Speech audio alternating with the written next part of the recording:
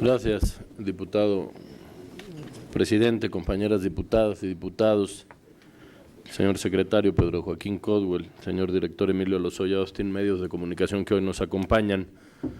Lo primero que quisiera decir es que el debate energético es un debate que no está acabado. Si bien es cierto, las votaciones se han dado, el PRD ha dejado clara su postura del por qué se manifiesta en contra de una reforma energética que no es de beneficio para el país.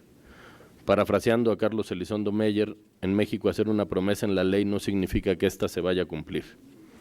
La política energética durante décadas ha consistido en secar a las empresas nacionales, permitiendo a ojos de todos que se formen fortunas privadas a costa de los recursos que son de las y los mexicanos.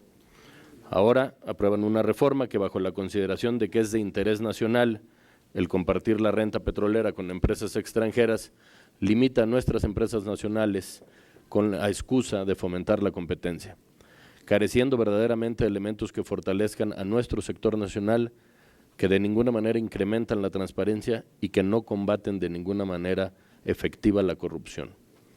Ante una apertura de esta naturaleza, la que el PRI y el PAN han aprobado en diciembre en lo constitucional y posteriormente en lo secundario, el fortalecimiento de Pemex y la CFE, de los órganos reguladores, de las instituciones y de la industria nacional era indispensable, pero se legisló en el sentido exactamente contrario.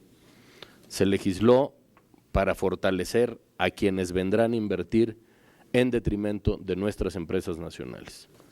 Es necesario equilibrar la transparencia y el acceso a la información con el celo de las empresas y por ello se debe garantizar la fortaleza, autonomía e independencia en la toma de decisiones de los órganos reguladores. Eso verdaderamente, señor secretario, sería tener órganos reguladores fuertes. Es decir, resulta sumamente criticable que la nueva estructura coordinada, los órganos pasan de ser desconcentrados y se centralizan, además que el desempeño de las funciones de estos deberá coordinarse con la CNER y demás dependencias a fin de que sus actos y resoluciones se emitan de conformidad con las políticas del Ejecutivo Federal. La CNH tendrá que otorgar contratos a particulares para la exploración y explotación de petróleo y gas, mientras que la CRE corresponderá conceder permisos a las empresas privadas que quieran generar y suministrar electricidad, según justamente los acuerdos que haya realizado el Ejecutivo. Incluso podrán otorgar contratos a empresas que no cumplan con los requisitos técnicos con la finalidad de cumplir con las metas de inversión extranjera directa, el tan llamado atracción de capitales. Por lo tanto, no es cierto que se hayan integrado órganos reguladores fuertes. En este sentido, la incapacidad de la actuación frente a empresas del sector extractivo es evidente y corremos el riesgo que empeore con la entrada de los grandes capitales. Algunos ejemplos. La contaminación de Chevron en Ecuador confirma la incapacidad del Estado frente al operador y nos muestra que las decisiones que se toman en tribunales extranjeros nunca dan la razón a los gobiernos. Ahí está también el ejemplo de Shell en Nigeria, que contribuye a la pobreza, a los conflictos, al abuso contra los derechos humanos y a la contaminación del delta del Níger. Otro lastre, señor director de Pemex, el robo de crudo y combustibles no solo se ha disminuido, sino que se ha incrementado. Pemex reporta en total 20,000 barriles diarios robados entre crudo, gasolina y diésel, representando una pérdida que oscila entre los 5,000 millones de pesos semestrales. Los cárteles roban a Pemex 10,000 barriles de petróleo diario, calculando estas pérdidas en 65,000 millones de pesos. El director de Pemex en días pasados, y de esto quisiéramos hablar, señor director, declaró que el robo de combustibles es el principal problema de la entidad. No se han instrumentado las acciones, se sigue saqueando a Pemex por arriba, por en medio y por abajo. El PRD presentará esta semana una iniciativa integral para que se frene ya con el robo, porque ahora hemos pasado del detrimento económico a los graves daños ecológicos y para muestra un doloroso botón con el asunto de Cadereyta y los daños al río San Juan, de los que quisiéramos saber los avances que se llevan respecto de la limpia del mismo. La transparencia simplemente es un elemento que no está en la reforma. Se habla de que el libre mercado, de que las empresas que vendrán cotizan en bolsa, que éstas son blancas palomas que a nivel internacional han tenido comportamientos ejemplares, seguramente que no vendrán a abonar en la parte que tiene que ver con la corrupción. Por lo tanto, sostenemos que ni en su redacción ni en su implementación se consideró la transparencia como un elemento que diera valor agregado. Y para ello, un ejemplo, la Ronda Cero. Se avaló la solicitud de campos de petróleos mexicanos bajo la opacidad del Comité de Estrategia e Inversiones, desconociendo cuáles fueron los criterios utilizados.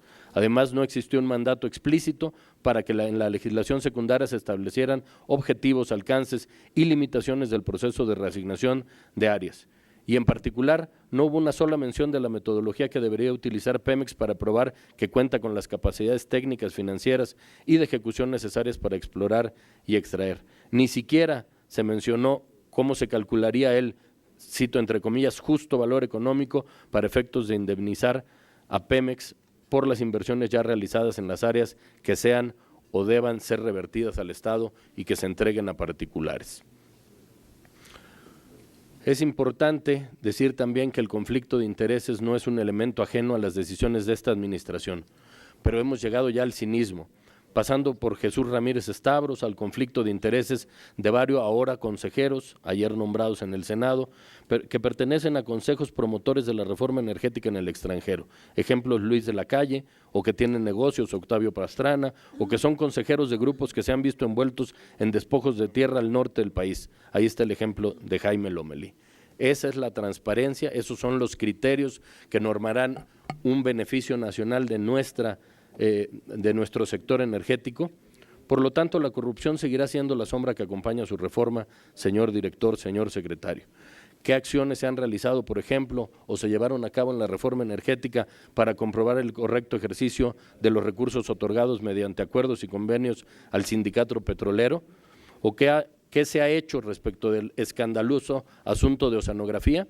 Y aquí aprovecho para reiterar la solicitud al director de Pemex de los contratos que faltan respecto de este asunto, que es cerca del 50%. Las pruebas de corrupción son obvias, evidentes y están en todos los medios de comunicación.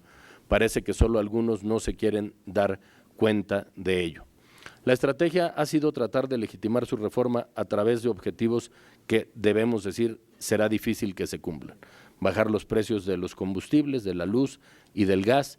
Lo hemos preguntado hasta el cansancio y lo reiteramos ahora. ¿Cuánto y cuándo bajarán los precios de los energéticos? Hablemos de los ajustes a la baja, por ejemplo, en el pronóstico del crecimiento del PIB, no solo del año pasado, sino también de este año. Hay que hablar también de la caída en los ingresos petroleros y de los 3 millones de barriles promedio diario que se prometieron para 2018 y que se han convertido solo en una cifra conservadora de 2.8 millones de barriles. Concluyo diciendo que nosotros en el PRD seguiremos cuestionando la reforma porque no compartimos, porque no creemos que es en favor del interés nacional, pero además porque operativa y financieramente se muestra insostenible. Por lo tanto, estamos ya en la ruta institucional de la consulta popular, hemos presentado 3.7 millones de firmas, en donde los mexicanos y las mexicanas, con más elementos y más información, se puedan manifestar respecto del rumbo que el sector energético debiera seguir. Nosotros sí queremos un Pemex y una CFE fuertes, nacionales y para beneficio de los mexicanos. No compartimos de ninguna manera, y lo decimos sin ambajes, que el sector energético de nuestro país, que la riqueza de los mexicanos sea un negocio para unos cuantos amigos de quien sea. Es cuanto, diputado presidente.